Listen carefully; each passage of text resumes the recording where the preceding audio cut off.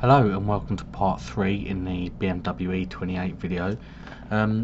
Basically I had a week off work, so it gave me the opportunity to do some work on the project car. As you can see in these clips, basically this is probably the quickest part of what I got up to. Stripping down all the rear suspension components, they're all going to get a repaint, all the bushes are going to be replaced, new shocks, new dampers, brake carriers will be all cleaned, as all the calipers. You can see here the bushes, they're notoriously difficult to get out. People often resort to burning them. I didn't have to, due to mine being so worn that they just fell out of the car. Quick picture of the tools and obviously all the nuts and bolts and bits that I got off the car. There's the diff, draining the oil out of it. I didn't want to make a mess, so we'll have a quick nosy at the underside. This is before I touched it, and you can see it's a little bit of rot in the wheel arch. I thought, no, so I just started stripping it here. We'll go on and I'll show you some videos. I'll sped up some of them, just off the tools that I've used, mostly a cordless Makita angle grinder. But yeah, have a look and see what it is.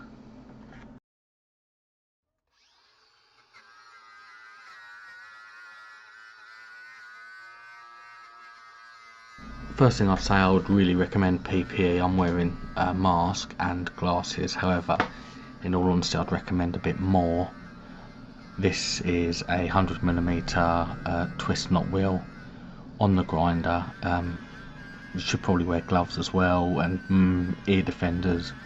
I haven't, but it's really effective at cutting through this, and the size of it means you can get into some hard to reach places. I used all manner of different tool attachments on both this and a cordless drill. Obviously I've got no power, so air tools and power tools that plug into mains are out of the question. Well, they're probably better because they spin a bit faster and they're a bit more durable.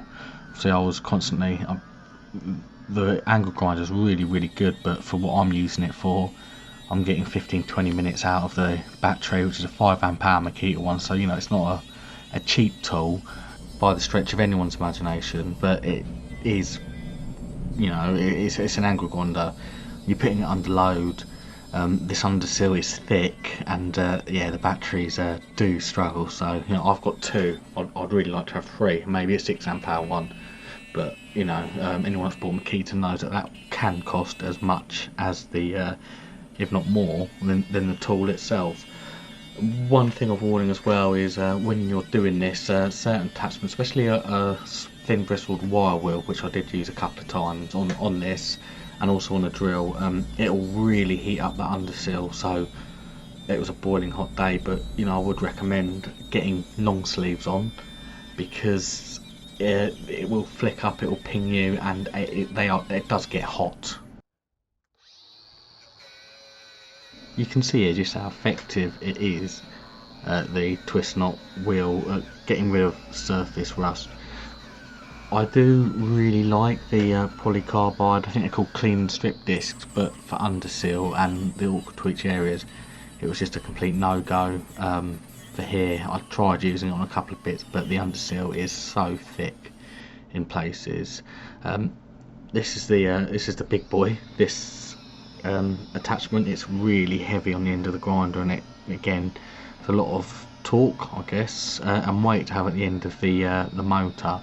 I think it's 115mm twist knot disc again, and you can see it just eats through the underseal. If you've got a large flat space, then you know this is perfect.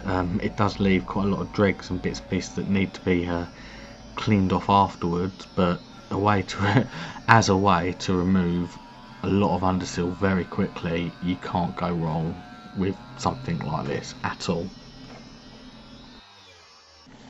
Talking of removing little tiny bits, here I used it's just a normal paint stripper, scraper.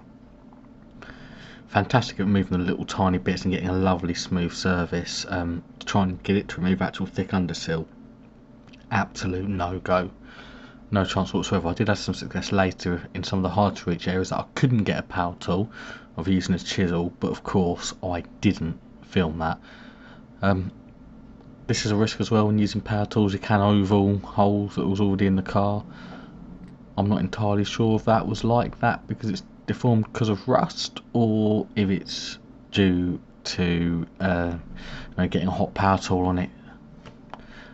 Yeah, have a look. The drill. I was shocked at how good this was. It's a cordless Makita drill. I was running on 3 amp hour batteries. They lasted ages, and with these wire wheel brushes, I was able to absolutely eat away at so much of the Underseal. You see here, it's just coming off absolutely clean. I think I'm having to touch it because I can't believe how good it's worked.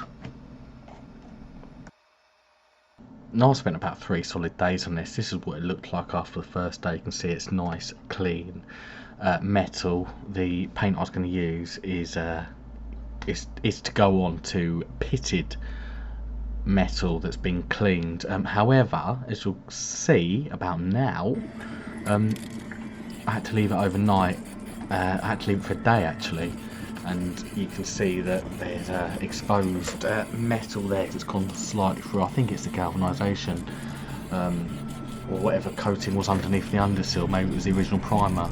I didn't want it flash rusting overnight and all my hard work to be ruined, so I had a cheap old can of primer. It's probably well past its sell by date that I just used just to stick a little coating on it, just so that things didn't rust.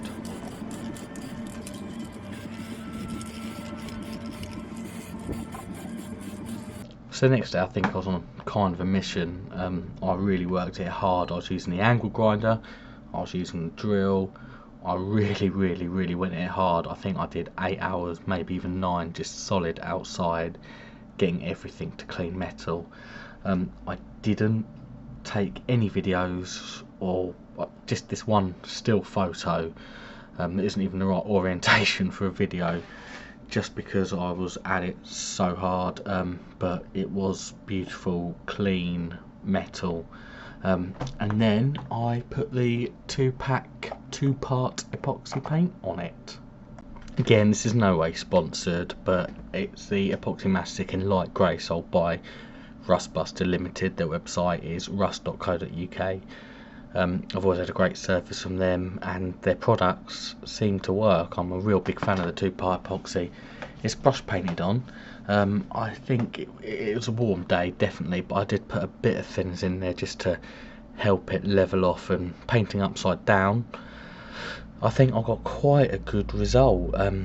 One thing I have got a picture of is the entire, one thing I have got a video of is the entire underside all coated in this prior to its second coat, and then it'll be stone chip afterwards. But let's have a look and see how it turned out. And as if by magic, here we can see what it looks like. Obviously this is just a primer. This is just the first coat of a primer. It still needs its second coat, and it still needs to be stone chipped, but already the underneath is looking, in my view, good enough to eat your dinner off of. You can see just in that shot gone by what it looks like in comparison to the wheel arch. Obviously that gets a bit more dirty, but you can see how much cleaner this looks. I've got a little bit of straightening to do on that valance, but again, thank you so much for watching my video.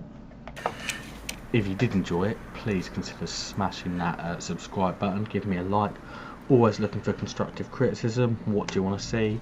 What could I do better? How desperate are you to see this car on the road? I know I am. I can't wait.